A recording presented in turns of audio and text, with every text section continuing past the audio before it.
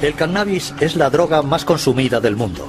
Para los científicos, el cannabis se ha convertido en una herramienta de exploración del cerebro, un utensilio tan inesperado como apreciado. Originario de las montañas indias y chinas del Himalaya, el cannabis sativa se ha utilizado desde hace mucho tiempo en las ceremonias rituales por sus virtudes terapéuticas. Marruecos es el primer productor mundial con 2.300 toneladas anuales. El cannabis se fuma bajo la forma de hojas secas, llamada marihuana, hierba o grifa, o bien en forma de resina o hachís, y el kif, un polvo del polen que se extrae golpeando la planta, una técnica tradicional en Marruecos.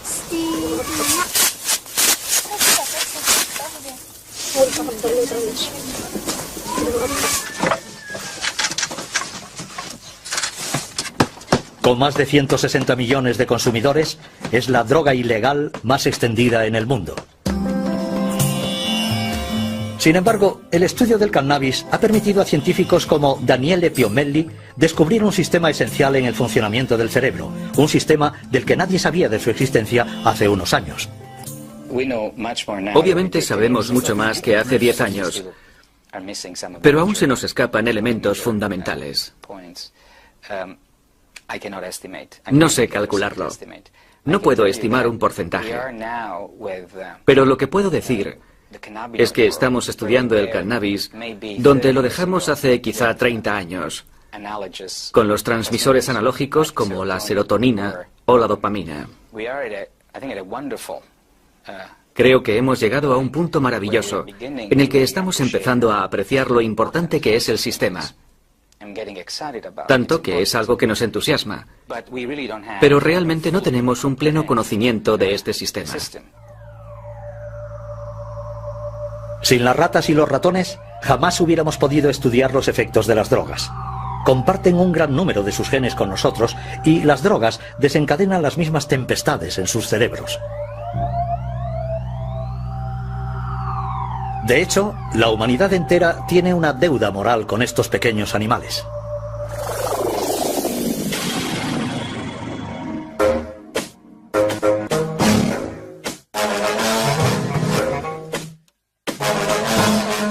Podemos drogar a las ratas, manipular sus genes e incluso diseccionarlas. Es la triste pero necesaria labor diaria de los laboratorios que comparan el estado de las ratas drogadas o genéticamente modificadas con las ratas controladas o normales.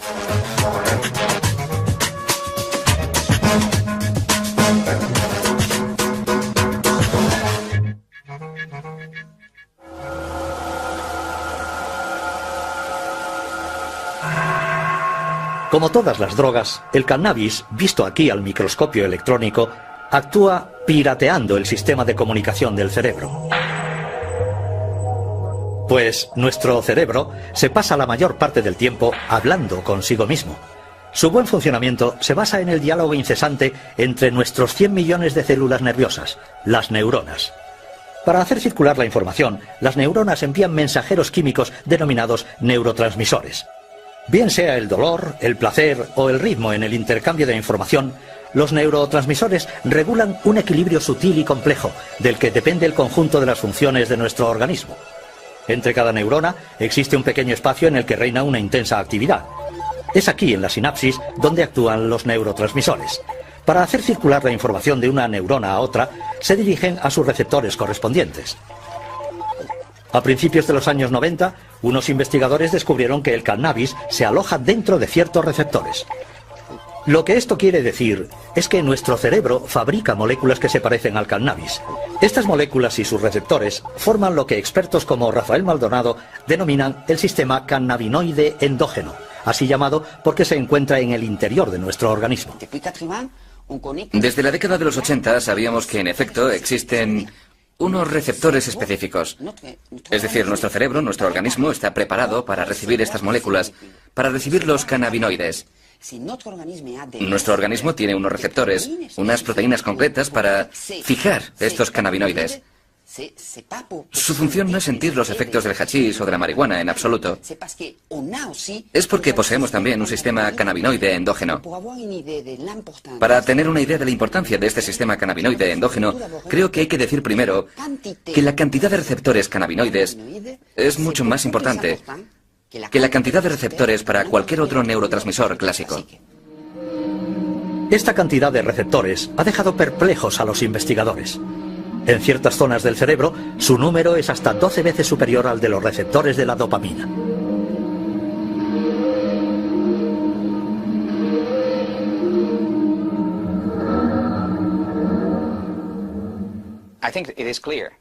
Creo que es obvio que el sistema cannabinoide realiza una función mayor en el cerebro.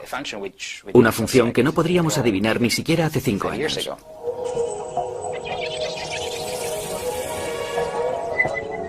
Dentro del cerebro, este sistema actúa sobre todo en el cerebelo, que rige la coordinación de los movimientos, en el tronco cerebral, que regula las funciones vitales, y en el estriato, el hipocampo y la amígdala, responsables respectivamente de los movimientos reflejos, de la memoria y de la ansiedad.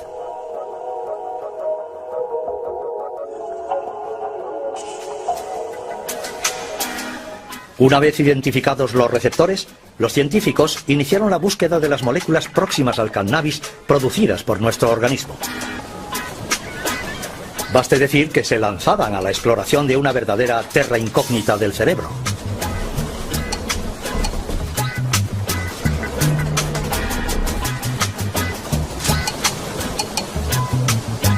En 1992 consiguieron aislar la primera molécula cannabinoide, la anandamina. Su nombre proviene de la palabra ananda, que significa felicidad en lengua sánscrita. Le siguieron otras 4, pero algunos piensan que quizás existe una docena en total. Si los científicos han hecho estos descubrimientos tan tarde, es porque no tenían un buen retrato robot. Buscaban neurotransmisores clásicos, mientras que los cannabinoides no se parecían en nada a ellos.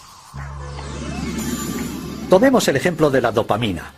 Este neurotransmisor espera en la primera neurona a que le den órdenes. Entonces se libera en la sinapsis para ubicarse en los receptores de la neurona siguiente.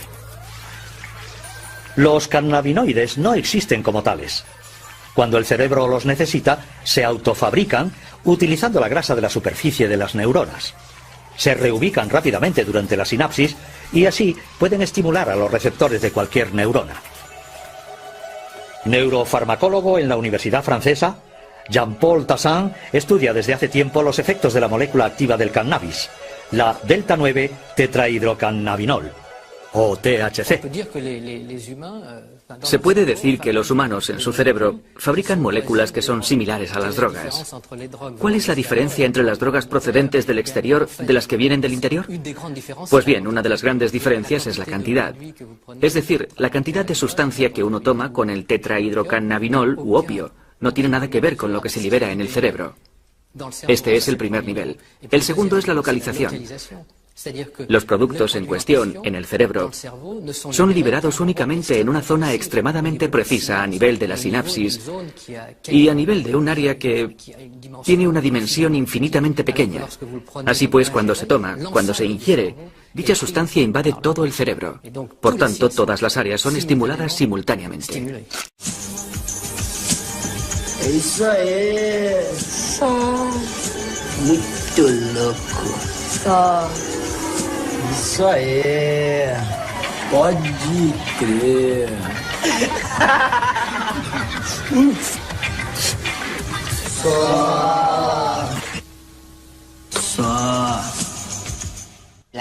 Lo único que va a hacer un porro va a ser inducir una activación del sistema cannabinoide endógeno. Entonces, todas las respuestas que el sistema cannabinoide controle van a ser activadas. Bajo el efecto del cannabis, los fumadores se vuelven eufóricos. Ciertos dolores y angustias se disipan. La sensibilidad a los colores y a los sonidos se acentúa. El recuerdo de acontecimientos recientes es menor. Los movimientos se ralentizan. Se estimula el apetito. Efectos cuya intensidad es menor en comparación a la cocaína o la heroína y que le valen al cannabis el apelativo de droga blanda. No provoca un efecto físico serio, algo muy importante en el cannabis que hace que la gente diga que consumirlo no es tan grave. Lo que sí existe es un efecto psicotrópico, pero para nada dramático. Así que puede haber defensores del cannabis de la misma forma que puede haber detractores del cannabis. Por eso es un debate perfectamente controvertido. Es un tema ideal para no ponerse de acuerdo. Uno puede estar en un lado u otro y prácticamente los dos puntos de vista tienen algo de razón.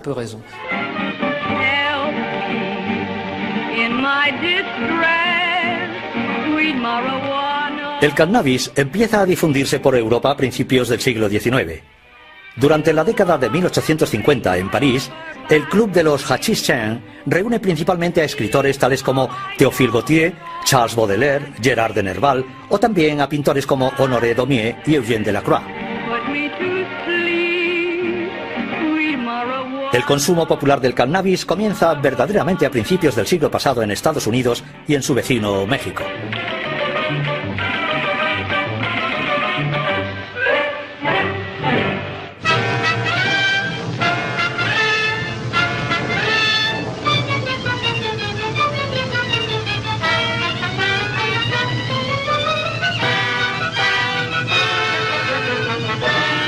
En los años 30, los países occidentales prohíben el cannabis.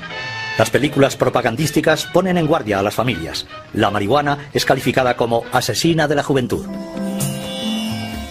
Pero en ambientes musicales, los artistas y poetas de la generación Beat preconizan abiertamente su consumo. Y es con el movimiento hippie en mitad de los años 60 cuando se produce su consumo masivo entre los jóvenes, primero en Estados Unidos y luego en Europa. El cannabis se convierte en la droga del love and peace.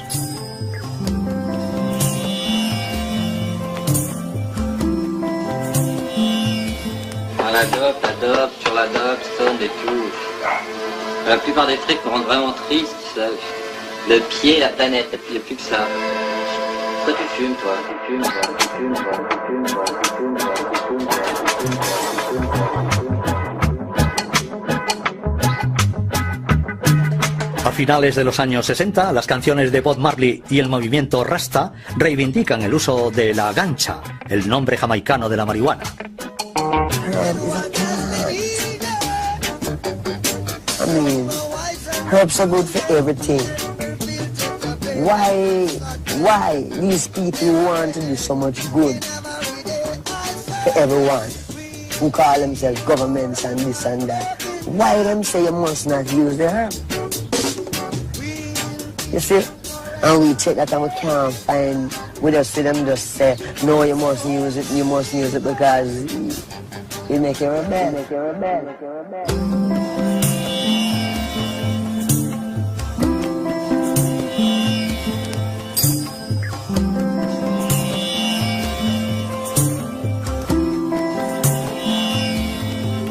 Se estima que el 4% de la población mundial fuma cannabis. Con el fin de conocer mejor este fenómeno, el ministro de Sanidad alemán encargó a Dieter Kleiber entrevistar a unos 1.500 consumidores.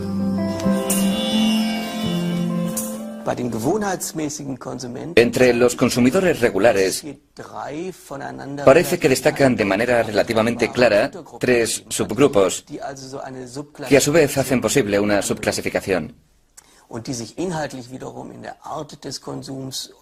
En primer lugar, hay un grupo que se denomina los consumidores individuales, que consumen cannabis para relajarse tras una jornada de trabajo, la mayor parte del tiempo solos, escuchando música, leyendo, etc. Este primer grupo se distingue perfectamente de los que se denominan los consumidores de tiempo libre, que lo consumen con bastante frecuencia, como por ejemplo en fiestas, en discotecas, pero únicamente en compañía de otras personas y nunca cuando están solos. Pero el grupo más interesante era el tercero, aquellos llamados consumidores crónicos y de larga duración.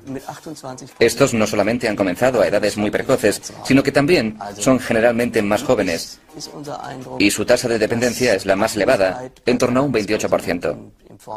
En conclusión, pensamos que la dependencia en los consumidores de cannabis puede tomar la forma de una adicción crónica, Sin embargo, si comparamos las cifras, es algo bastante excepcional porque concierne a un 1 o un 2% del conjunto del grupo de consumidores de cannabis. Y sobre todo a este grupo, ya vulnerable de por sí, que ha conocido con anterioridad problemas de adaptación, problemas psíquicos.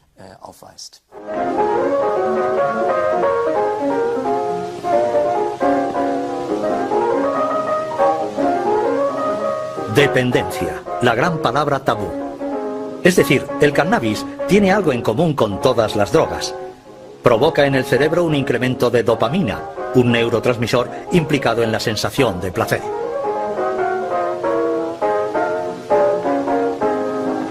Oh, Jimmy, you're wonderful. You're just finding that out.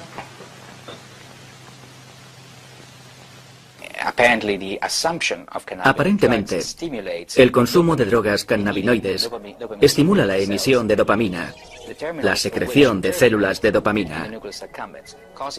Las terminaciones que acaban en el núcleo accumbens provocan una liberación de dopamina. Esto es importante porque el núcleo accumbens es una región del cerebro que participa en la canalización de nuestro deseo de comer o de consumo de drogas. La estimulación de la dopamina en esa área, la activación de los receptores de la dopamina en esa área sería la causa de la apetencia de droga.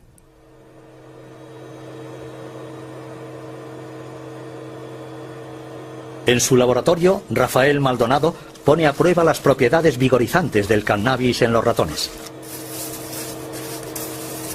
En resumen, esta experiencia permite ver si los ratones desean el cannabis y por tanto pueden desarrollar una adicción.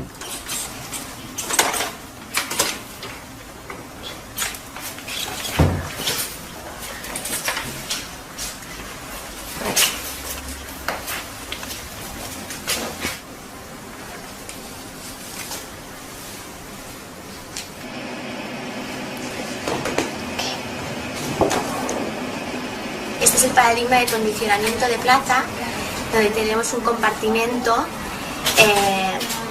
que el primer día, en la fase del pretest, pueden explorar libremente los dos compartimentos. Entonces, es para ver que no hay una preferencia inicial por ninguno de los dos compartimentos. Entonces, a partir de ahí empiezan las fases de condicionamiento, donde se asigna un compartimento a la droga y el otro compartimento al salino, que no es ni reforzante ni aversivo. Entonces, si la droga ha sido reforzante el día del test, los ratones pasarán más tiempo en el compartimento asociado a la droga. Si ha sido aversivo, pasarán más tiempo en el compartimento no asociado a la droga. Y cuando se les inyecta cannabis, los ratones pasan más tiempo en el compartimento negro, síntoma de que les gusta. Pero para medir el grado de dependencia en los humanos, médicos e investigadores echan mano del manual de referencia para diagnosticar los problemas mentales, el DSM-4. Este sistema, el DSM-4, permite definir los criterios para afirmar que una persona tiene un cuadro de ansiedad, un cuadro depresivo, de esquizofrenia o una adicción. Se trata de criterios. Si se utiliza de forma bastante estricta este sistema, podremos decir que sí, que el cannabis entra dentro de los criterios para inducir a una dependencia. Pero si analizamos el cannabis desde el punto de vista de la dependencia física, la cosa está clara. No, el cannabis, el consumo humano del cannabis, no induce a una dependencia física en el sentido de que abandonar su consumo arrastre problemas físicos o psíquicos importantes. No implica una dependencia física, pero obviamente puede llevar a un consumo abusivo y a una pérdida del control de su consumo. Sí, sí. Solo los fumadores crónicos son los que padecen síntomas psíquicos cuando dejan el cannabis. Estos signos deben de ser debidos a modificaciones en los receptores cannabinoides, modificaciones al parecer reversibles. Si uno ha fumado durante muchos años grandes dosis de marihuana y bajo ese estado uno deja de repente de hacerlo, semanas después o incluso meses después de dejarla, mostrará estos síntomas: depresión, ansiedad, pérdida de apetito e irritabilidad. La irritabilidad es un signo inequívoco. Es bastante interesante. Existen estudios que muestran que si se le administra a esta gente un poco de THC, simplemente un poco del principio activo, no la droga, o sea, la marihuana, con un poco de THC, el principio activo, desaparecen la casi totalidad de los síntomas.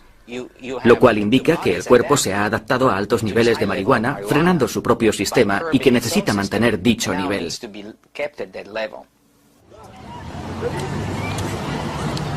Un número creciente de fumadores con problemas solicita ayuda médica.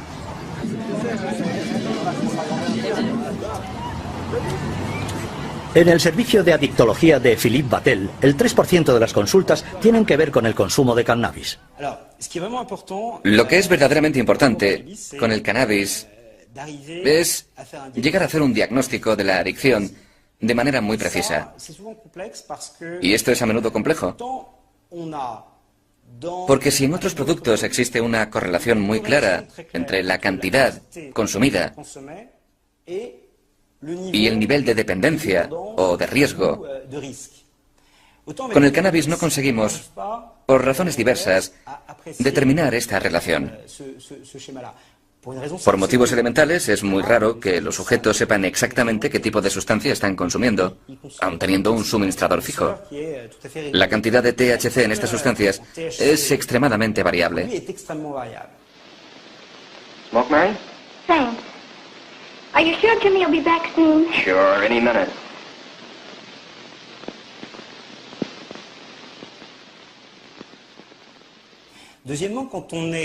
En segundo lugar, el hecho de estar sometido a un test, e incluso el hecho de tener que anotar cada día lo que uno fuma, me refiero al cannabis, vemos que es algo muy difícil de hacer por la simple razón de que el cannabis altera la memoria inmediata.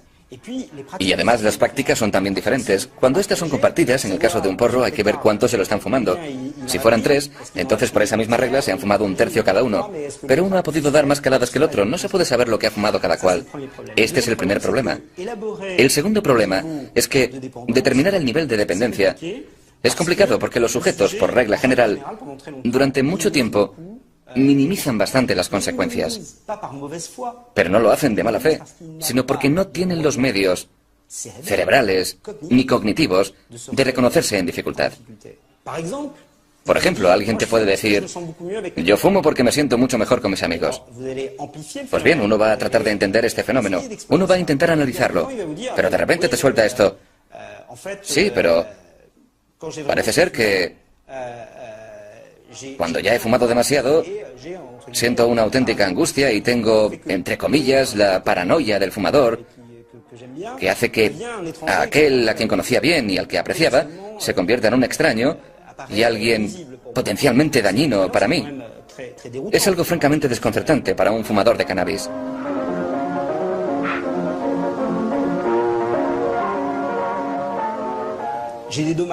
Soy consciente, dicen, de los problemas relacionados con el consumo de esta sustancia. Estos inconvenientes son los que me empujan a tomar la decisión de dejarlo. Vemos entonces al sujeto ante un gran dilema. ¿Continuaré igual o podré dejarlo? Inicialmente va a optar por la parte negativa. Y una vez que la balanza se haya inclinado hacia ese lado, entonces le ayudaremos en su decisión. Desde hace varios años, en Europa, el consumo de cannabis está en constante aumento entre los jóvenes. En Estados Unidos, 1 de cada 5 jóvenes ha fumado alguna vez un porro. Según Daniele Piomelli, este consumo precoz del cannabis podría tener consecuencias nefastas en sus también jóvenes cerebros. Los adolescentes se asemejan a los adultos en muchos aspectos. Son tan altos como un adulto, algunos ya tienen barba, llevan una vida sexual, tienen todo lo de un adulto, pero hay algo que los adultos suelen perder, la curiosidad, una gran apertura a todas las cosas, un interés intelectual hacia todo. Y la razón de esto es porque los sistemas del cerebro implicados, como por ejemplo el sistema de la dopamina en los procesos de búsqueda, en los comportamientos indagadores, en la curiosidad, estos sistemas se desarrollan más tarde en la vida, concretamente hacia esta edad. Por tanto, si se empiezan a activar estos sistemas de forma inapropiada durante su etapa de desarrollo, el tipo de problemas generados más tarde en la vida pueden ser considerables. Now, the object is to get all that smoke into your lungs and as much as you can and hold it just for as long as you can. Just I need a warning. Now, come on. It won't hurt to try. Take it. You can never tell if marijuana will hurt you. It is inconsistent and unpredictable. Some grass may be weak and some very strong, and each person will react differently to the same batch. You'll get better. What's the effect on it? Well, just take a few more totes off this and you can find out. Keep going. Oh, come on. Most pot smokers feel compelled to turn others on and will exert pressure on their closest friends. Anyone who does not share his fascination of getting stoned is an outsider. Evidentemente, aquellos que consuman cannabis van a ser en principio los jóvenes, que están en su etapa adolescente, que están a punto de sufrir una modificación, de forjar su personalidad en función de su entorno. El hecho de fumar cannabis les va a permitir, durante el tiempo que dure, guardar una cierta distancia respecto a esta obligación, que no es sino la de adaptarse a un ambiente y en afianzar su personalidad. Pues bien, esto puede ser una ventaja si se hace de forma moderada, porque esto le permite relajarse, entre comillas. Pero si se consume de manera regular, entonces esta confrontación, que es obligatoria si uno quiere convertirse en adulto, es rechazada, y además de eso es deformada por el cannabis.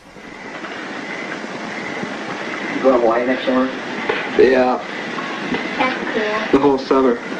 At a critical time when young people must make decisions that will shape their future, the people who become dependent upon marijuana are dependent on an escape that makes the unreal seem beautiful and the reality of life seem unnecessary. No. Dad, wake up. Come on, Dad. No time to cry. Creo que si hubiera que poner un límite, ese límite sería a partir del momento en el que un adolescente empieza a fumar por las mañanas, es decir, al inicio, al comienzo del día, que es cuando va a hacer frente a los hechos cotidianos. A partir de ese momento, podemos decir que existe, tal vez, un riesgo al que hay que prestar atención. Failing this, the next tragedy may be that of your daughter, or your son, or yours, or yours, or yours.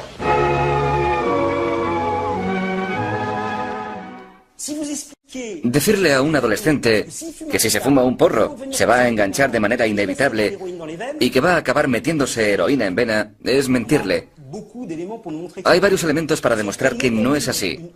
Si se establece un canal de comunicación para disuadirle de fumar eso, no solo no lo va a hacer, sino que probablemente va a tener un efecto contrario.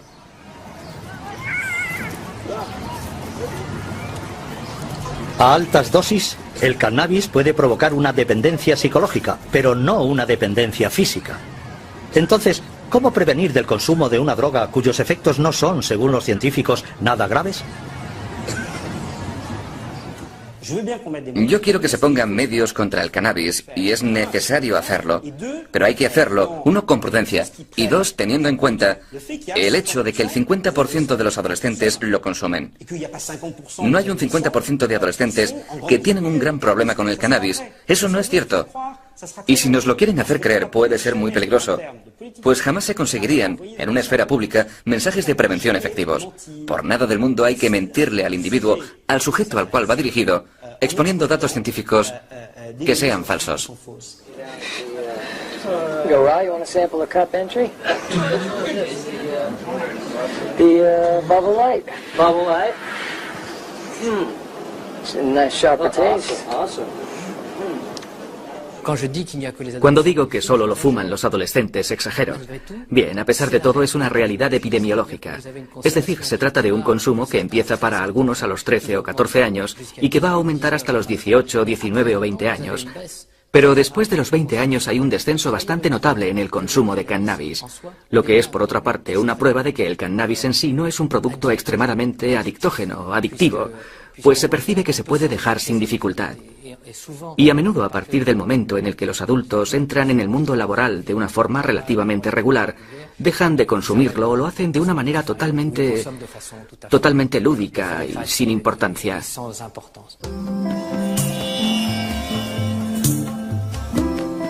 En la mayor parte de los países está prohibido el consumo y el cultivo del cannabis. Los más permisivos sancionan solamente su cultivo.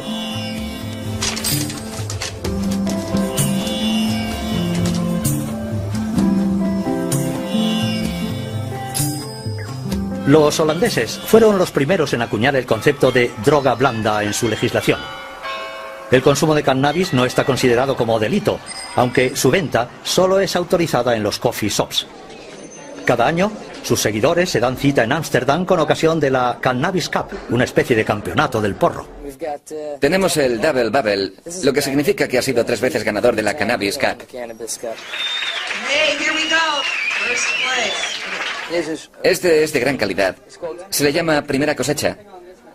Es como el vino, un hachís con solera.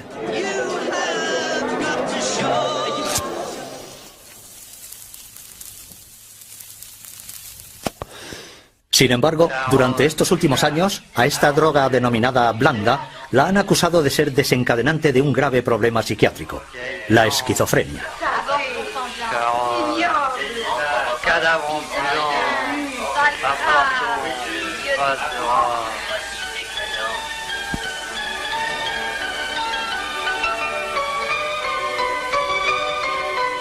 Esta enfermedad se hace patente justamente al final de la adolescencia o al inicio de la edad adulta. Se traduce en una pérdida de contacto con la realidad, una desintegración de la personalidad o alucinaciones. Cuando vemos a individuos que tienen un cuadro esquizofrénico y una adicción al cannabis, al retomar cronológicamente su historial, nos damos cuenta de que, incluso antes del cannabis, existían ya pequeños elementos que eran signos precoces, en los cuales los psiquiatras han aprendido a reconocer problemas de índole psicótica en la evolución del sujeto.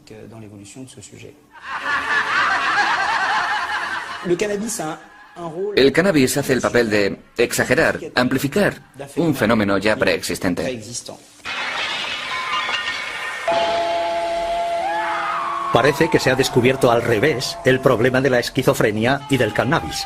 En efecto, los esquizofrénicos son particularmente predispuestos a la toxicomanía. Además de sus problemas de alcohol y tabaco, muchos consumen cannabis. Sí, los esquizofrénicos consumen mucho cannabis por razones que, por otra parte, han sido bien estudiadas y que son el hecho de que eso les permite encontrar una sensación, si no de euforia, al menos de placer. Sabemos que uno de los síntomas deficitarios de la esquizofrenia es la pérdida de esta capacidad de sentir el placer. El cannabis les permite conseguirlo farmacológicamente.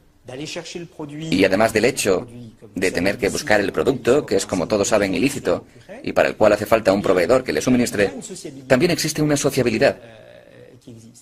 En el caso de los esquizofrénicos, el aislamiento es uno de los síntomas deficitarios de la enfermedad. Por tanto, de una manera evidentemente demasiado esquemática, podemos deducir que el consumo de cannabis por parte de un esquizofrénico tiene unos efectos benéficos que luchan contra su propia enfermedad. Los esquizofrénicos hacen en cierto sentido un uso terapéutico del cannabis.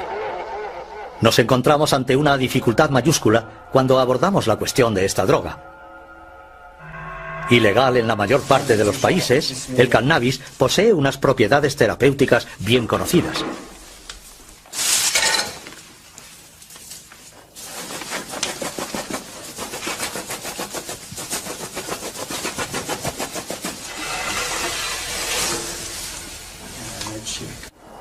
Non, à Moscou, c'est du poison, ça. C'est pas du poison, c'est de la médecine.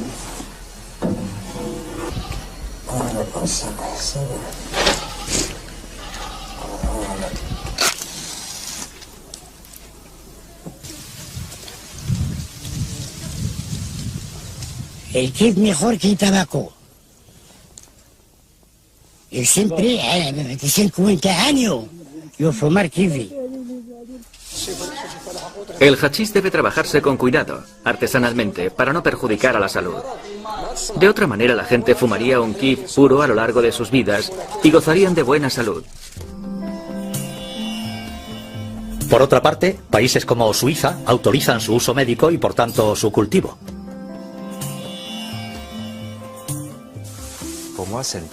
Para mí es una primicia, en el sentido de que los médicos suizos empiezan a recetar cáñamo a sus pacientes.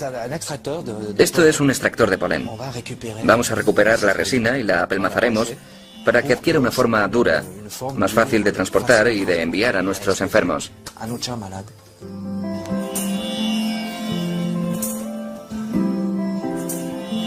Una clínica en Berna trata a enfermos de esclerosis múltiple con unas cápsulas compuestas de cannabis. Nos ayuda a conciliar mejor el sueño. Para la noche es algo que me parece fenomenal. También para relajarnos un poco. Porque algunas mañanas a veces en ciertas ocasiones, resulta un poco duro. Y bueno, la alternativa a este tratamiento es a base de una medicación muy fuerte que provoca efectos secundarios bastante notables. Yo diría que se hacen notar. Por esta razón ya no he vuelto a probar la otra medicación contra los temblores, los espasmos o los calambres, porque los efectos secundarios eran realmente muy fuertes, demasiado fuertes para mí. Por eso dejé de tomarla. Mientras que con esto, ahora no noto ningún efecto secundario. El uso del cannabis con fines médicos está permitido, por ejemplo, en Suiza.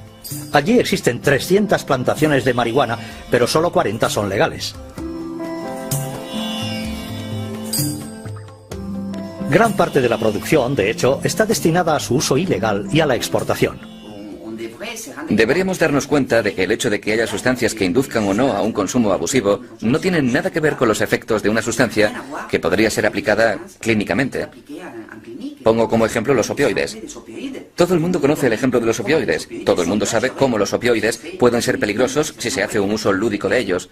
Pero nadie cuestiona la utilidad de la morfina para tratar el dolor en determinadas condiciones. En el caso de los cannabinoides ocurre lo mismo.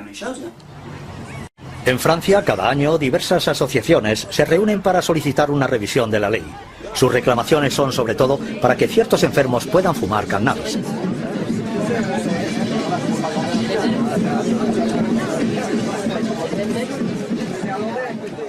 Estoy bajo triterapia. Tiene unos efectos secundarios que son difíciles de soportar. Me he dado cuenta de que el uso del cannabis me permitiría atenuar esos efectos secundarios. No concibo que alguien me impida hacerlo. Los mensajes de la sanidad pública deben ser prudentes y bien adaptados. Si tienes un paciente que padece un cáncer terminal y necesita marihuana, creo que sería poco ético impedir a ese paciente que la consuma por razones políticas. En Canadá, Australia y Europa, los enfermos de SIDA o de cáncer han conseguido cambiar la ley y han obtenido el derecho a fumar porros con el fin de aliviar sus dolores y sus náuseas. La marihuana es una droga. Produce unos efectos que uno no puede pedir a la gente que los tolere en la vida diaria. Uno no querría un analgésico que al tomarlo cada día provocara pérdida de memoria. Esa persona sería un desastre en su trabajo. O que estuviera eufórico todo el tiempo sería un problema para sus compañeros de trabajo. Bom, sou Alfredo, Ana Elisa. Queria aproveitar um momento para pedir em casamento a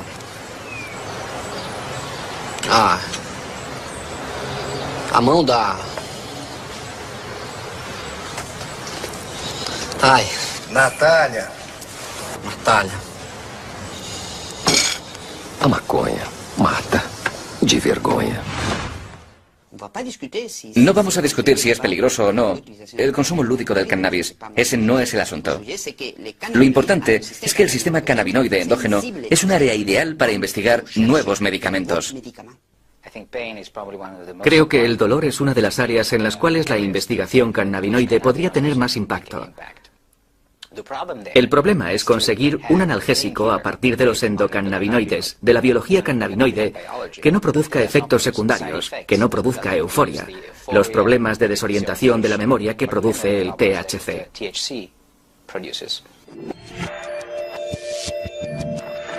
El problema del cannabis es que invade el cerebro y estimula todos los receptores sin discriminación alguna.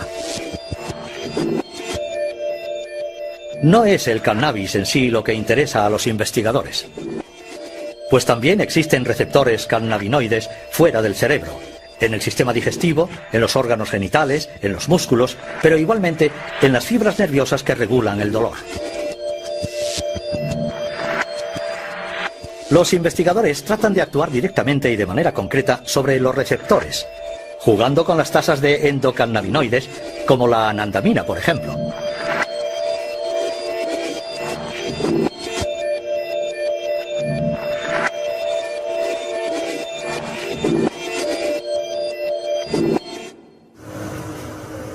Daniele Piomelli ha desarrollado un medicamento antidolor que actúa sobre los receptores a nivel local.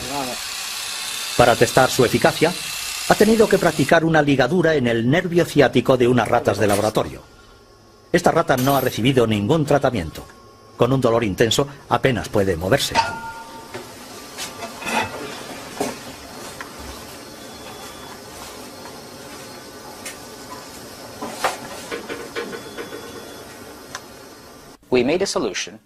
Hemos elaborado una solución y la hemos aplicado en el área, como un gel o una crema que se le aplica a la gente que sufre de ciática o artritis.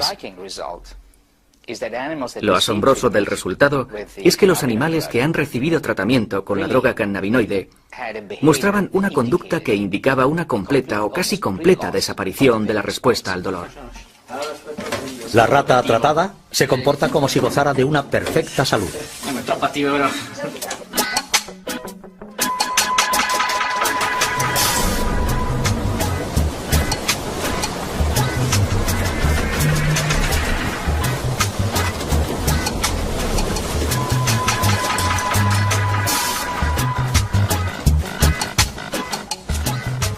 Este tipo de crema podría tratar dolores que ningún medicamento consigue aliviar hoy día. Es el caso de los dolores crónicos debidos a la diabetes, a lesiones en el sistema nervioso o incluso a la amputación de un miembro. Pero la investigación del sistema cannabinoide permite desarrollar aplicaciones todavía más sorprendentes que el tratamiento del dolor.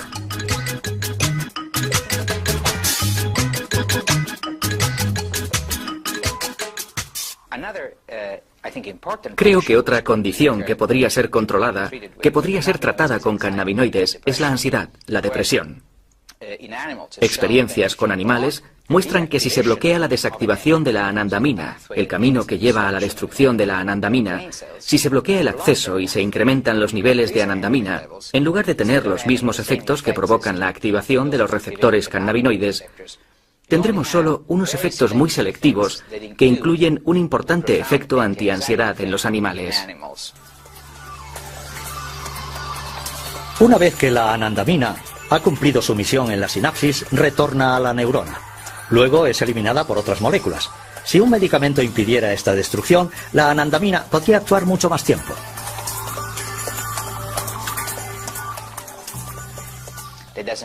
Esto no quiere decir que vaya a funcionar en las personas de la misma manera, pero ya es un paso, y ya podemos desarrollar nuevos componentes que con suerte nos lleven a dar con medicamentos contra la ansiedad en humanos.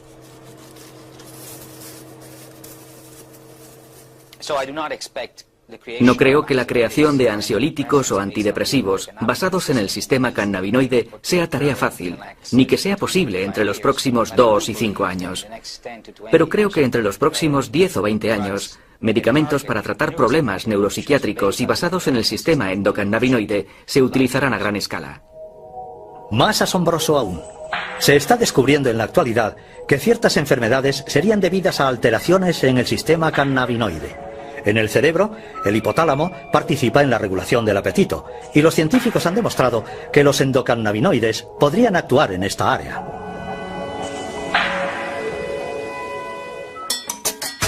Esta propiedad puede servir para combatir la obesidad. Una compañía farmacéutica está a punto de sacar al mercado un nuevo tratamiento contra la obesidad, inspirado en la ciencia del cannabis.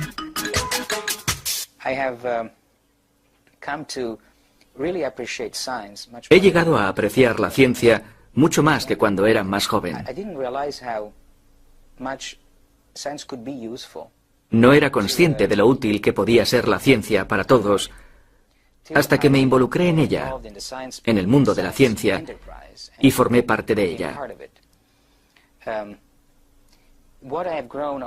Lo que he llegado a comprender, sin embargo, es el hecho de que la ciencia tiene como objetivo último comprender y ayudar a la humanidad, sobre todo la ciencia médica.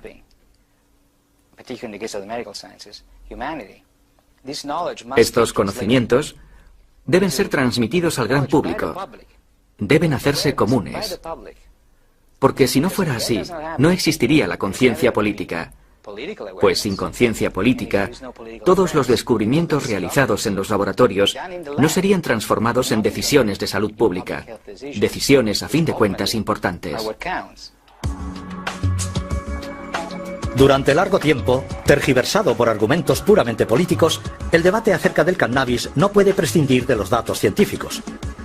El trabajo de los laboratorios, aún poco conocido para el gran público, podría modificar profundamente nuestros prejuicios contra el cannabis. Los científicos realizan progresos espectaculares en la comprensión de los efectos del cannabis.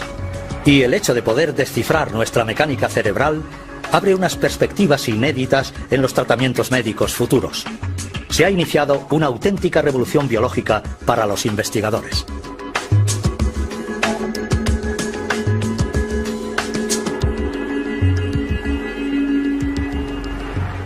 A todas las ratas y ratones que cada día en los laboratorios contribuyen a una mejor comprensión de la conciencia humana.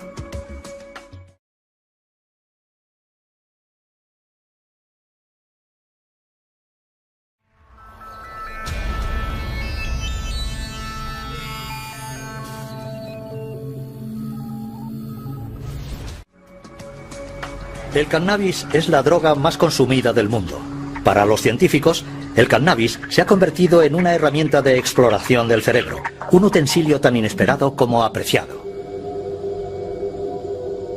Originario de las montañas indias y chinas del Himalaya, el cannabis sativa se ha utilizado desde hace mucho tiempo en las ceremonias rituales por sus virtudes terapéuticas. Marruecos es el primer productor mundial con 2.300 toneladas anuales. El cannabis se fuma bajo la forma de hojas secas, llamada marihuana, hierba o grifa, o bien en forma de resina o hachís. Y el kif, un polvo del polen que se extrae golpeando la planta, una técnica tradicional en Marruecos.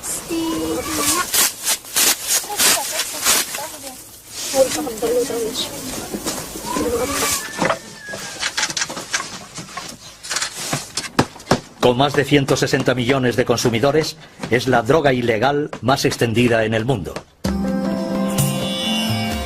Sin embargo, el estudio del cannabis ha permitido a científicos como Daniele Piomelli descubrir un sistema esencial en el funcionamiento del cerebro, un sistema del que nadie sabía de su existencia hace unos años. Obviamente sabemos mucho más que hace 10 años, pero aún se nos escapan elementos fundamentales. No sé calcularlo. No puedo estimar un porcentaje. Pero lo que puedo decir es que estamos estudiando el cannabis donde lo dejamos hace quizá 30 años, con los transmisores analógicos como la serotonina o la dopamina. Creo que hemos llegado a un punto maravilloso en el que estamos empezando a apreciar lo importante que es el sistema. Tanto que es algo que nos entusiasma. Pero realmente no tenemos un pleno conocimiento de este sistema. Sin las ratas y los ratones, jamás hubiéramos podido estudiar los efectos de las drogas. Comparten un gran número de sus genes con nosotros y las drogas desencadenan las mismas tempestades en sus cerebros. De hecho, la humanidad entera tiene una deuda moral con estos pequeños animales.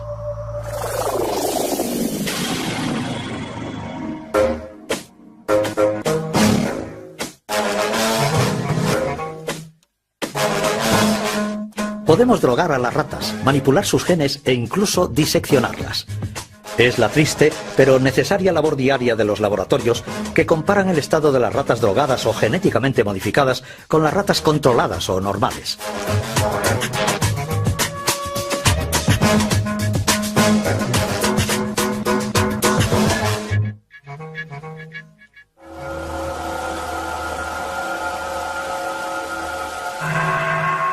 Como todas las drogas, el cannabis, visto aquí al microscopio electrónico, actúa pirateando el sistema de comunicación del cerebro. Pues nuestro cerebro se pasa la mayor parte del tiempo hablando consigo mismo. Su buen funcionamiento se basa en el diálogo incesante entre nuestros 100 millones de células nerviosas, las neuronas. Para hacer circular la información, las neuronas envían mensajeros químicos denominados neurotransmisores. Bien sea el dolor, el placer o el ritmo en el intercambio de información, los neurotransmisores regulan un equilibrio sutil y complejo, del que depende el conjunto de las funciones de nuestro organismo. Entre cada neurona existe un pequeño espacio en el que reina una intensa actividad. Es aquí, en la sinapsis, donde actúan los neurotransmisores. Para hacer circular la información de una neurona a otra, se dirigen a sus receptores correspondientes. A principios de los años 90, unos investigadores descubrieron que el cannabis se aloja dentro de ciertos receptores.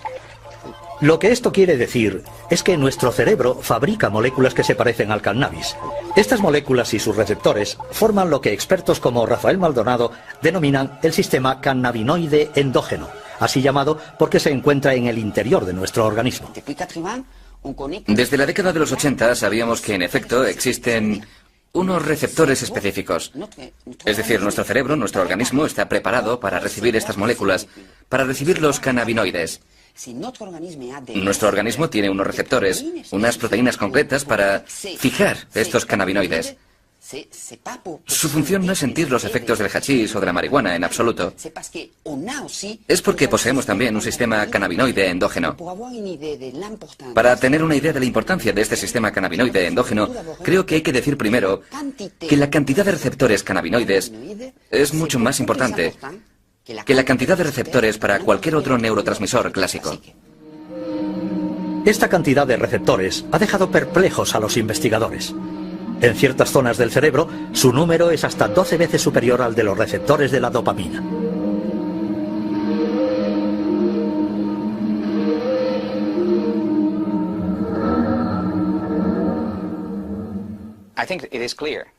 Creo que es obvio que el sistema cannabinoide realiza una función mayor en el cerebro. Una función que no podríamos adivinar ni siquiera hace 5 años.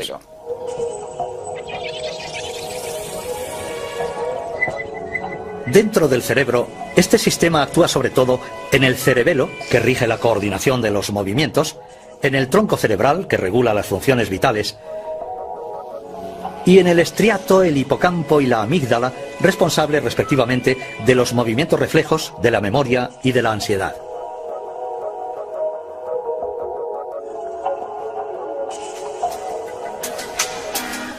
Una vez identificados los receptores, los científicos iniciaron la búsqueda de las moléculas próximas al cannabis producidas por nuestro organismo.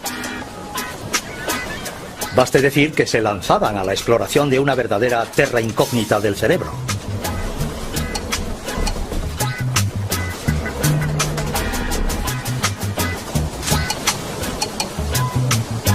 En 1992 consiguieron aislar la primera molécula cannabinoide, la anandamina.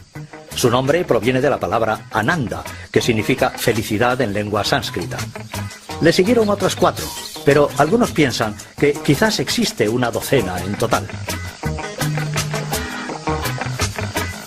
Si los científicos han hecho estos descubrimientos tan tarde, es porque no tenían un buen retrato robot. Buscaban neurotransmisores clásicos, mientras que los cannabinoides no se parecían en nada a ellos. Tomemos el ejemplo de la dopamina. Este neurotransmisor espera en la primera neurona a que le den órdenes. Entonces se libera en la sinapsis para ubicarse en los receptores de la neurona siguiente. Los cannabinoides no existen como tales. Cuando el cerebro los necesita, se autofabrican utilizando la grasa de la superficie de las neuronas. Se reubican rápidamente durante la sinapsis y así pueden estimular a los receptores de cualquier neurona. Neurofarmacólogo en la Universidad Francesa, Jean-Paul Tassin estudia desde hace tiempo los efectos de la molécula activa del cannabis, la delta-9 tetrahidrocannabinol, o THC. Se puede decir que los humanos en su cerebro fabrican moléculas que son similares a las drogas. ¿Cuál es la diferencia entre las drogas procedentes del exterior de las que vienen del interior? Pues bien, una de las grandes diferencias es la cantidad. Es decir, la cantidad de sustancia que uno toma con el tetrahidrocannabinol u opio no tiene nada que ver con lo que se libera en el cerebro. Este es el primer nivel. El segundo es la localización. Los productos en cuestión, en el cerebro, son liberados únicamente en una zona extremadamente precisa a nivel de la sinapsis y a nivel de un área que tiene una dimensión infinitamente pequeña. Así pues, cuando se toma, cuando se ingiere, dicha sustancia invade todo el cerebro. Por tanto, todas las áreas son estimuladas simultáneamente. Eso es muito louco. Isso aí, pode crer.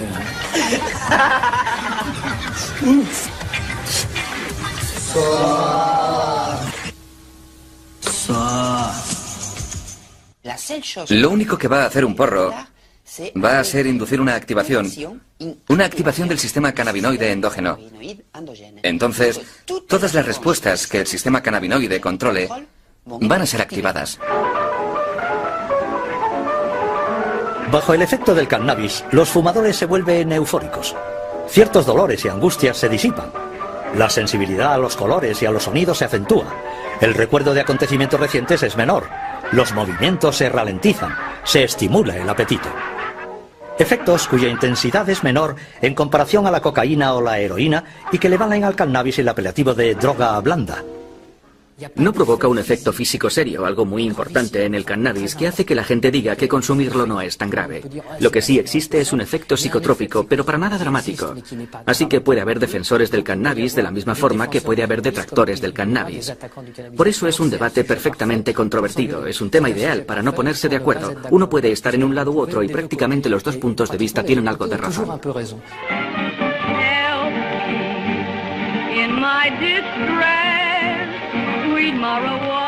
El cannabis empieza a difundirse por Europa a principios del siglo XIX.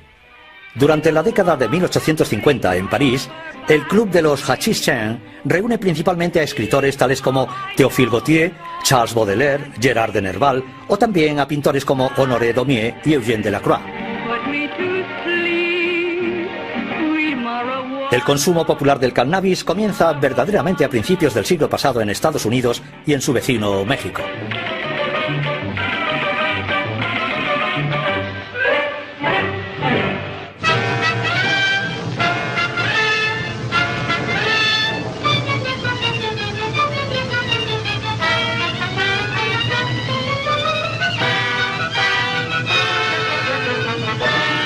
En los años 30, los países occidentales prohíben el cannabis. Las películas propagandísticas ponen en guardia a las familias. La marihuana es calificada como asesina de la juventud. Pero en ambientes musicales, los artistas y poetas de la generación Beat preconizan abiertamente su consumo. Y es con el movimiento hippie en mitad de los años 60 cuando se produce su consumo masivo entre los jóvenes, primero en Estados Unidos y luego en Europa. El cannabis se convierte en la droga del love and peace.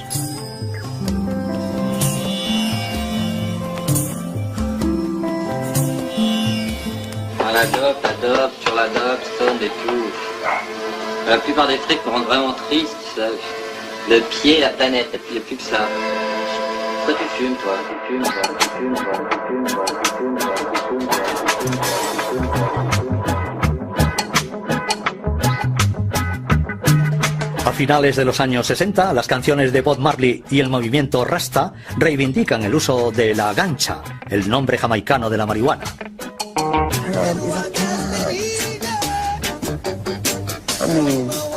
Herbs are good for everything. Why these people want to do so much good for everyone who call themselves governments and this and that? Why them say you must not use the herb? You see? And we take that and we can't find, we just see them just say, no, you must use it because you make you rebel, make you rebel, make you rebel.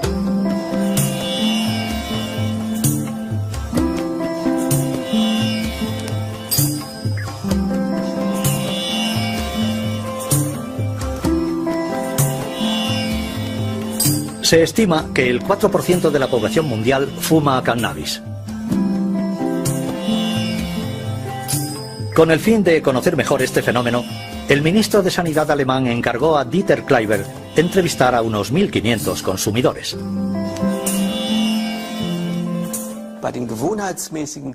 Entre los consumidores regulares, parece que destacan de manera relativamente clara tres subgrupos, que a su vez hacen posible una subclasificación. En primer lugar, hay un grupo que se denomina los consumidores individuales, que consumen cannabis para relajarse tras una jornada de trabajo, la mayor parte del tiempo solos, escuchando música, leyendo, etc. Este primer grupo se distingue perfectamente de los que se denominan los consumidores de tiempo libre, que lo consumen con bastante frecuencia, como por ejemplo en fiestas, en discotecas, pero únicamente en compañía de otras personas y nunca cuando están solos.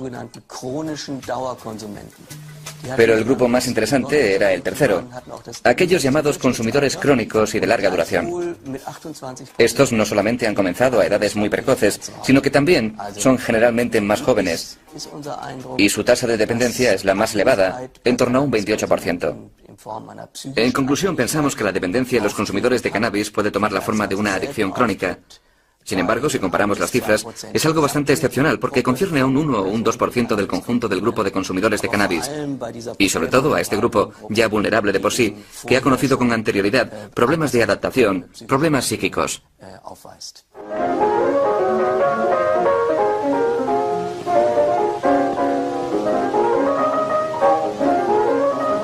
Dependencia, la gran palabra tabú. Es decir, el cannabis tiene algo en común con todas las drogas. Provoca en el cerebro un incremento de dopamina, un neurotransmisor implicado en la sensación de placer.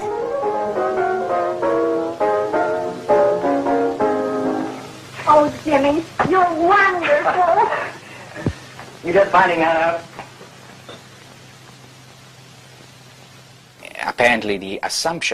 Aparentemente, el consumo de drogas cannabinoides estimula la emisión de dopamina, la secreción de células de dopamina. Las terminaciones que acaban en el núcleo accumbens provocan una liberación de dopamina. Esto es importante porque el núcleo accumbens es una región del cerebro que participa en la canalización de nuestro deseo de comer o de consumo de drogas. La estimulación de la dopamina en esa área, la activación de los receptores de la dopamina en esa área sería la causa de la apetencia de droga.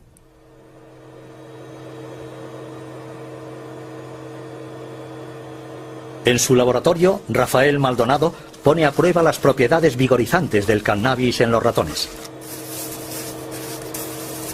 En resumen, esta experiencia permite ver si los ratones desean el cannabis y por tanto pueden desarrollar una adicción.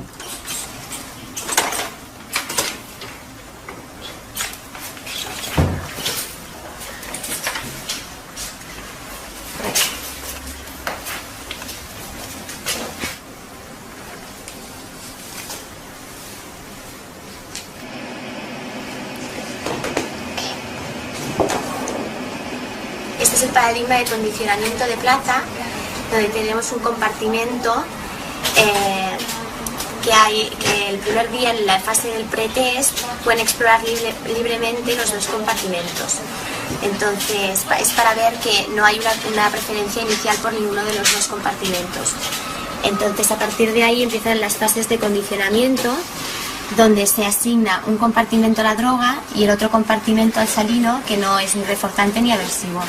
Entonces, si la droga ha sido reforzante el día del test, los ratones pasarán más tiempo en el compartimento asociado a la droga. Si ha sido aversivo, pasarán más tiempo en el compartimento no asociado a la droga. Y cuando se les inyecta cannabis, los ratones pasan más tiempo en el compartimento negro, síntoma de que les gusta. Pero para medir el grado de dependencia en los humanos, médicos e investigadores echan mano del manual de referencia para diagnosticar los problemas mentales, el DSM-4.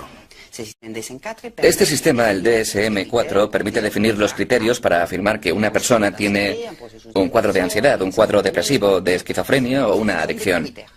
Se trata de criterios. Si se utiliza de forma bastante estricta este sistema, podremos decir que sí, que el cannabis entra dentro de los criterios para inducir a una dependencia. Pero si analizamos el cannabis desde el punto de vista de la dependencia física, la cosa está clara. No, el cannabis, el consumo humano del cannabis, no induce a una dependencia física en el sentido de que abandonar su consumo arrastre problemas físicos o psíquicos importantes. No implica una dependencia física, pero obviamente puede llevar a un consumo abusivo y a una pérdida del control de su consumo. Sí, sí. Solo los fumadores crónicos son los que padecen síntomas psíquicos cuando dejan el cannabis. Estos signos deben de ser debidos a modificaciones en los receptores cannabinoides, modificaciones al parecer reversibles. Si uno ha fumado durante muchos años grandes dosis de marihuana y bajo ese estado uno deja de repente de hacerlo, semanas después o incluso meses después de dejarla, mostrará estos síntomas: depresión, ansiedad, pérdida de apetito e irritabilidad. La irritabilidad es un signo inequívoco. Es bastante interesante. Existen estudios que muestran que si se le administra a esta gente un poco de THC, simplemente un poco del principio activo, no la droga, o sea, la marihuana, con un poco de THC, el principio activo, desaparecen la casi totalidad de los síntomas. Lo cual indica que el cuerpo se ha adaptado a altos niveles de marihuana, frenando su propio sistema y que necesita mantener dicho nivel.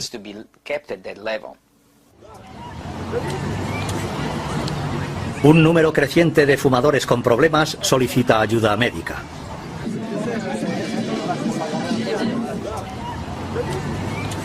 En el servicio de adictología de Philippe Battel, el 3% de las consultas tienen que ver con el consumo de cannabis. Lo que es verdaderamente importante con el cannabis es llegar a hacer un diagnóstico de la adicción de manera muy precisa. Y esto es a menudo complejo. Porque si en otros productos existe una correlación muy clara entre la cantidad consumida y el nivel de dependencia o de riesgo, con el cannabis no conseguimos, por razones diversas, determinar esta relación. Por motivos elementales, es muy raro que los sujetos sepan exactamente qué tipo de sustancia están consumiendo, aun teniendo un suministrador fijo. La cantidad de THC en estas sustancias es extremadamente variable. Smoke, Mary? Thanks. Are you sure Jimmy will be back soon? Sure, any minute.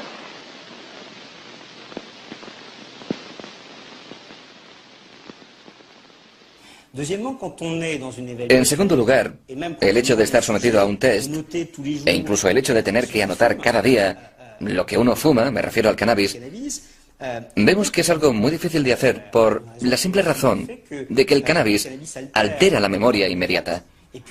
Y además las prácticas son también diferentes. Cuando estas son compartidas, en el caso de un porro hay que ver cuántos se lo están fumando.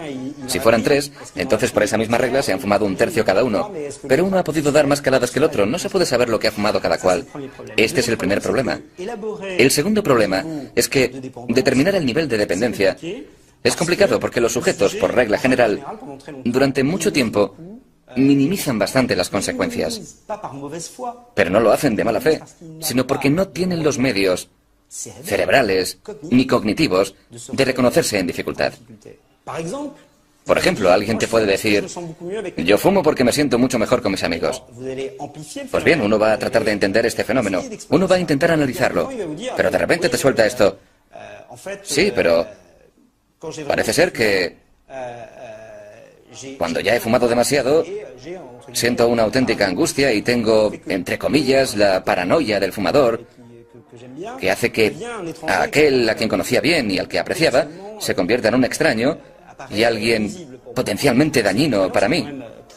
Es algo francamente desconcertante para un fumador de cannabis.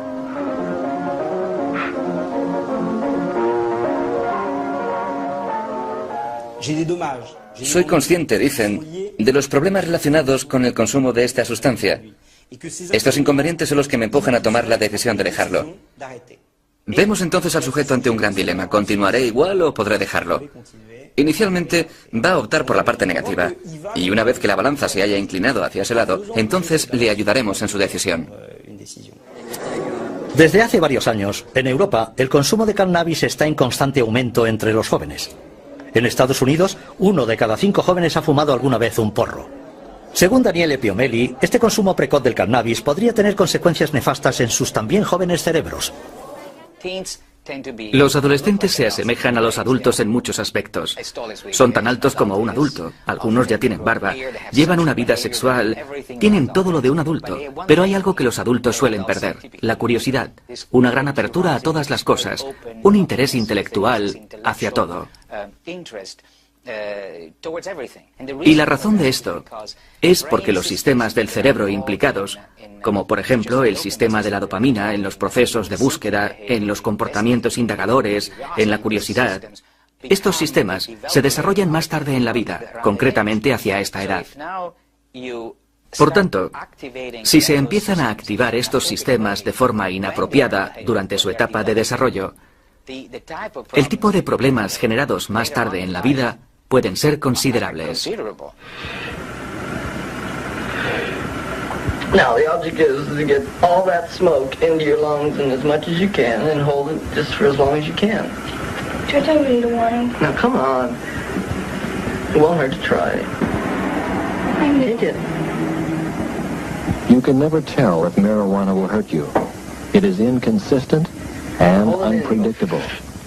Some grass may be weak and some very strong, and each person will react differently to the same batch. Now you'll get better. What's the effect on it? Well, just take a few more totes off this and you can find out. Keep going. Oh, come on. Most pot smokers feel compelled to turn others on and will exert pressure on their closest friends. Anyone who does not share his fascination of getting stoned is an outsider. Evidentemente, aquellos que consuman cannabis van a ser en principio los jóvenes, que están en su etapa adolescente, que están a punto de sufrir una modificación, de forjar su personalidad en función de su entorno. El hecho de fumar cannabis les va a permitir, durante el tiempo que dure, guardar una cierta distancia respecto a esta obligación, que no es sino la de adaptarse a un ambiente y en afianzar su personalidad. Pues bien, esto puede ser una ventaja si se hace de forma moderada, porque esto le permite relajarse, entre comillas. Pero si se consume de manera regular, entonces esta confrontación que es obligatoria si uno quiere convertirse en adulto es rechazada, y además de eso es deformada por el cannabis.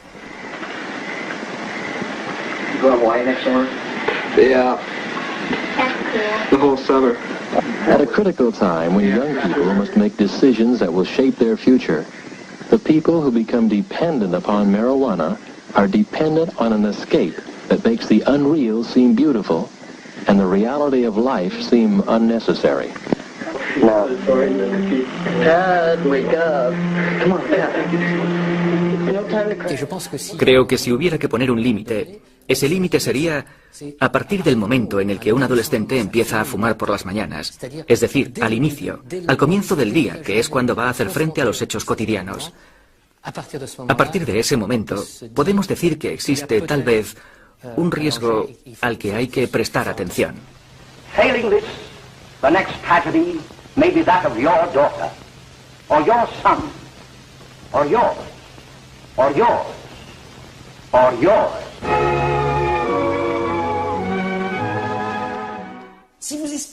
Decirle a un adolescente que si se fuma un porro se va a enganchar de manera inevitable y que va a acabar metiéndose heroína en vena es mentirle. Hay varios elementos para demostrar que no es así. Si se establece un canal de comunicación para disuadirle de fumar eso, no solo no lo va a hacer, sino que probablemente va a tener un efecto contrario.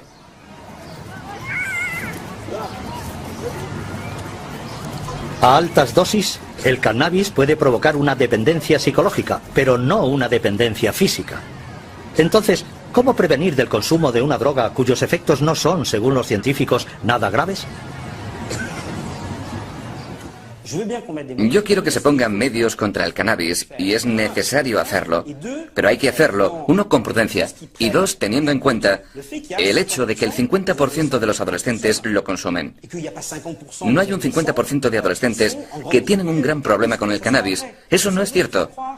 Y si nos lo quieren hacer creer, puede ser muy peligroso, pues jamás se conseguirían, en una esfera pública, mensajes de prevención efectivos. Por nada del mundo hay que mentirle al individuo, al sujeto al cual va dirigido, exponiendo datos científicos que sean falsos.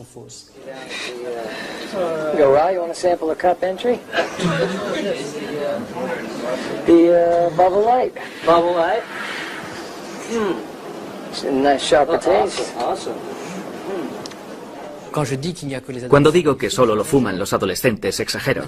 Bien, a pesar de todo, es una realidad epidemiológica. Es decir, se trata de un consumo que empieza para algunos a los 13 o 14 años y que va a aumentar hasta los 18, 19 o 20 años. Pero después de los 20 años hay un descenso bastante notable en el consumo de cannabis, lo que es, por otra parte, una prueba de que el cannabis en sí no es un producto extremadamente adictógeno, adictivo, pues se percibe que se puede dejar sin dificultad. Y a menudo, a partir del momento en el que los adultos entran en el mundo laboral de una forma relativamente regular, dejan de consumirlo o lo hacen de una manera totalmente lúdica y sin importancia.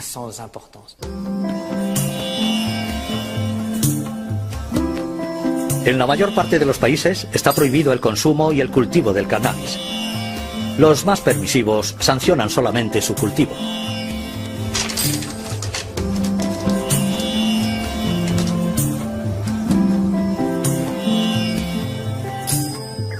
Los holandeses fueron los primeros en acuñar el concepto de droga blanda en su legislación. El consumo de cannabis no está considerado como delito, aunque su venta solo es autorizada en los coffee shops. Cada año, sus seguidores se dan cita en Ámsterdam con ocasión de la Cannabis Cup, una especie de campeonato del porro.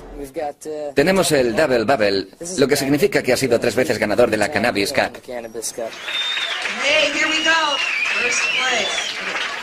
Este es de gran calidad. Se le llama primera cosecha. Es como el vino, un hachís con solera.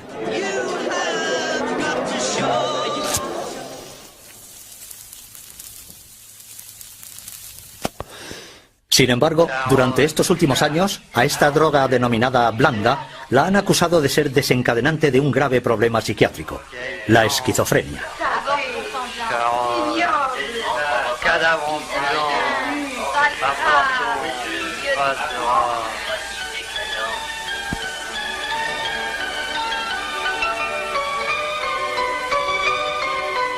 Esta enfermedad se hace patente justamente al final de la adolescencia o al inicio de la edad adulta. Se traduce en una pérdida de contacto con la realidad, una desintegración de la personalidad o alucinaciones. Cuando vemos a individuos que tienen un cuadro esquizofrénico y una adicción al cannabis, al retomar cronológicamente su historial, nos damos cuenta de que, incluso antes del cannabis, existían ya pequeños elementos que eran signos precoces, en los cuales los psiquiatras han aprendido a reconocer problemas de índole psicótica en la evolución del sujeto.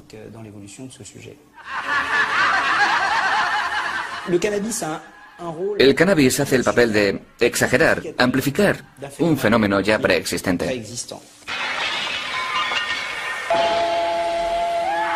Parece que se ha descubierto al revés el problema de la esquizofrenia y del cannabis. En efecto, los esquizofrénicos son particularmente predispuestos a la toxicomanía. Además de sus problemas de alcohol y tabaco, muchos consumen cannabis. Sí, los esquizofrénicos consumen mucho cannabis por razones que, por otra parte, han sido bien estudiadas y que son el hecho de que eso les permite encontrar una sensación, si no de euforia, al menos de placer. Sabemos que uno de los síntomas deficitarios de la esquizofrenia es la pérdida de esta capacidad de sentir el placer. El cannabis les permite conseguirlo farmacológicamente. Y además del hecho de tener que buscar el producto, que es, como todos saben, ilícito, y para el cual hace falta un proveedor que le suministre, también existe una sociabilidad. En el caso de los esquizofrénicos, el aislamiento es uno de los síntomas deficitarios de la enfermedad. Por tanto, de una manera evidentemente demasiado esquemática, podemos deducir que el consumo de cannabis por parte de un esquizofrénico tiene unos efectos benéficos que luchan contra su propia enfermedad. Los esquizofrénicos hacen en cierto sentido un uso terapéutico del cannabis. Nos encontramos ante una dificultad mayúscula cuando abordamos la cuestión de esta droga. Ilegal en la mayor parte de los países, el cannabis posee unas propiedades terapéuticas bien conocidas.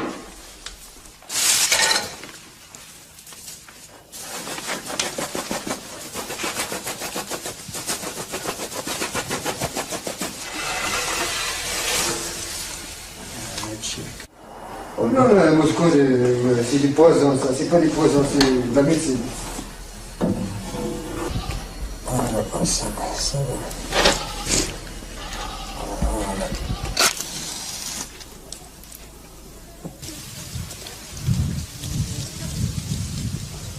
el que es mejor que el tabaco. Y siempre, a 50 años, yo fumar kiwi. El hachís debe trabajarse con cuidado, artesanalmente, para no perjudicar a la salud. De otra manera, la gente fumaría un kif puro a lo largo de sus vidas y gozarían de buena salud. Por otra parte, países como Suiza autorizan su uso médico y por tanto su cultivo.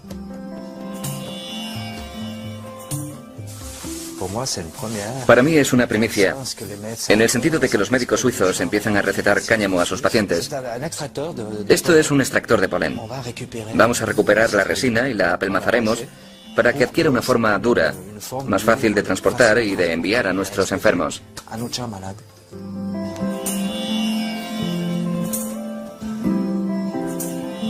Una clínica en Berna trata a enfermos de esclerosis múltiple con unas cápsulas compuestas de cannabis. Nos ayuda a conciliar mejor el sueño. Para la noche es algo que me parece fenomenal. También para relajarnos un poco. Porque algunas mañanas a veces en ciertas ocasiones, resulta un poco duro. Y bueno, la alternativa a este tratamiento es a base de una medicación muy fuerte que provoca efectos secundarios bastante notables. Yo diría que se hacen notar. Por esta razón ya no he vuelto a probar la otra medicación contra los temblores, los espasmos o los calambres, porque los efectos secundarios eran realmente muy fuertes, demasiado fuertes para mí. Por eso dejé de tomarla. Mientras que con esto, ahora no noto ningún efecto secundario. El uso del cannabis con fines médicos está permitido, por ejemplo, en Suiza. Allí existen 300 plantaciones de marihuana, pero solo 40 son legales. Gran parte de la producción, de hecho, está destinada a su uso ilegal y a la exportación. Deberíamos darnos cuenta de que el hecho de que haya sustancias que induzcan o no a un consumo abusivo no tienen nada que ver con los efectos de una sustancia que podría ser aplicada clínicamente. Pongo como ejemplo los opioides. Todo el mundo conoce el ejemplo de los opioides. Todo el mundo sabe cómo los opioides pueden ser peligrosos si se hace un uso lúdico de ellos. Pero nadie cuestiona la utilidad de la morfina para tratar el dolor en determinadas condiciones. En el caso de los cannabinoides ocurre lo mismo. En Francia, cada año, diversas asociaciones se reúnen para solicitar una revisión de la ley. Sus reclamaciones son sobre todo para que ciertos enfermos puedan fumar cannabis.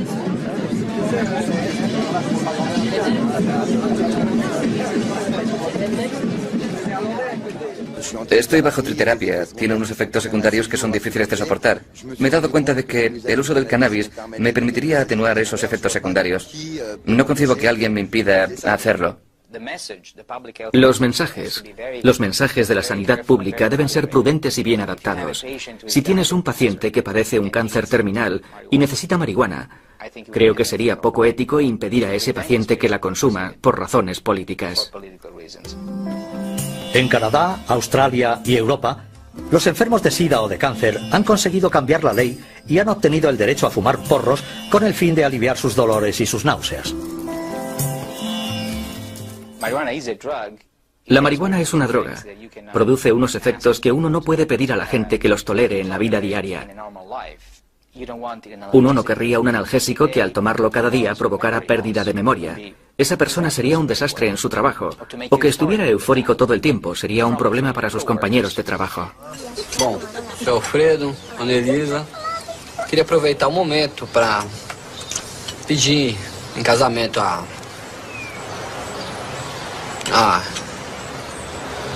a mão da... Ai. Natália. A maconha mata de vergonha.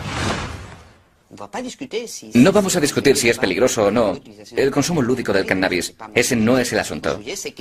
Lo importante es que el sistema cannabinoide endógeno es un área ideal para investigar nuevos medicamentos. Creo que el dolor es una de las áreas en las cuales la investigación cannabinoide podría tener más impacto. El problema es conseguir un analgésico a partir de los endocannabinoides, de la biología cannabinoide, que no produzca efectos secundarios, que no produzca euforia, los problemas de desorientación de la memoria que produce el THC.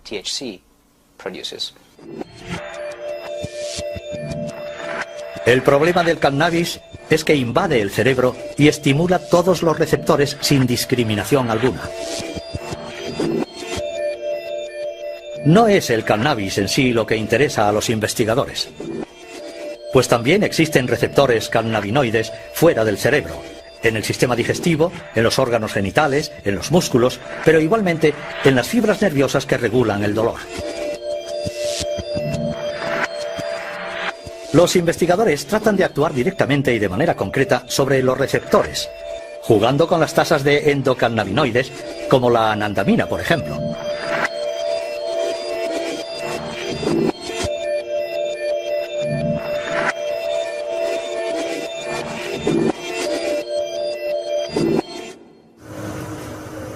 Daniele Piomelli ha desarrollado un medicamento antidolor que actúa sobre los receptores a nivel local.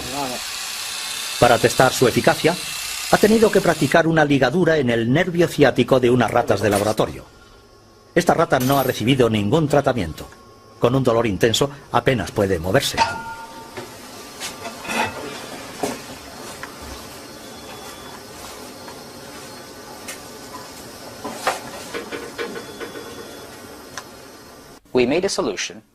Hemos elaborado una solución y la hemos aplicado en el área, como un gel o una crema que se le aplica a la gente que sufre de ciática o artritis. Lo asombroso del resultado es que los animales que han recibido tratamiento con la droga cannabinoide mostraban una conducta que indicaba una completa o casi completa desaparición de la respuesta al dolor. La rata tratada se comporta como si gozara de una perfecta salud.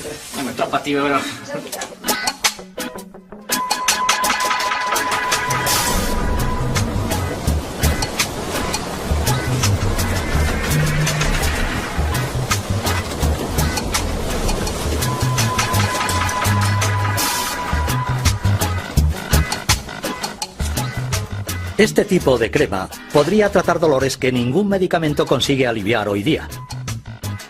Es el caso de los dolores crónicos debidos a la diabetes, a lesiones en el sistema nervioso o incluso a la amputación de un miembro. Pero la investigación del sistema cannabinoide permite desarrollar aplicaciones todavía más sorprendentes que el tratamiento del dolor.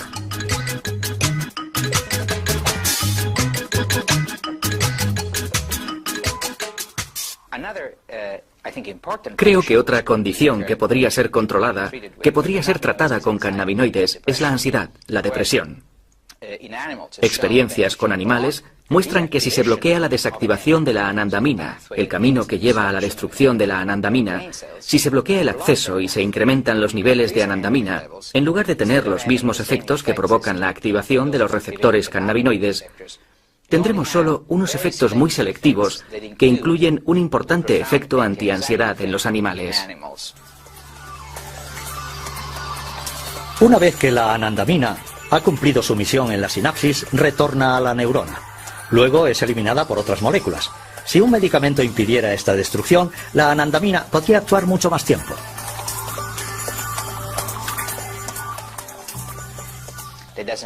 Esto no quiere decir que vaya a funcionar en las personas de la misma manera, pero ya es un paso, y ya podemos desarrollar nuevos componentes que con suerte nos lleven a dar con medicamentos contra la ansiedad en humanos.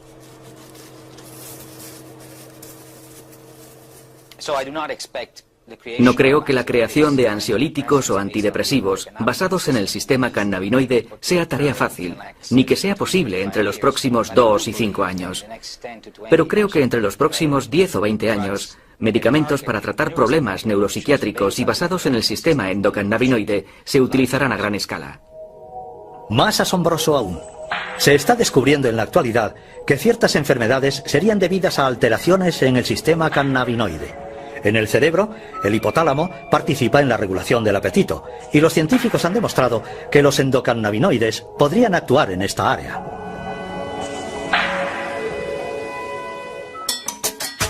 Esta propiedad puede servir para combatir la obesidad. Una compañía farmacéutica está a punto de sacar al mercado un nuevo tratamiento contra la obesidad inspirado en la ciencia del cannabis.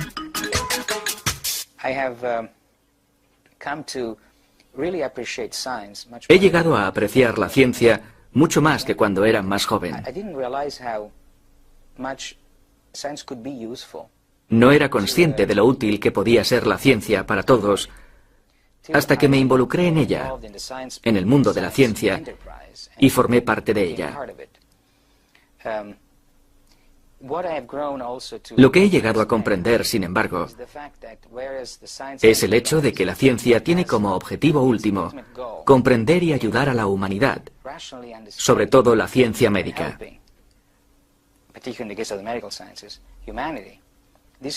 Estos conocimientos deben ser transmitidos al gran público, deben hacerse comunes, porque si no fuera así, no existiría la conciencia política. Pues sin conciencia política, todos los descubrimientos realizados en los laboratorios no serían transformados en decisiones de salud pública, decisiones a fin de cuentas importantes. Durante largo tiempo, tergiversado por argumentos puramente políticos, el debate acerca del cannabis no puede prescindir de los datos científicos. El trabajo de los laboratorios, aún poco conocido para el gran público, podría modificar profundamente nuestros prejuicios contra el cannabis. Los científicos realizan progresos espectaculares en la comprensión de los efectos del cannabis. Y el hecho de poder descifrar nuestra mecánica cerebral abre unas perspectivas inéditas en los tratamientos médicos futuros. Se ha iniciado una auténtica revolución biológica para los investigadores.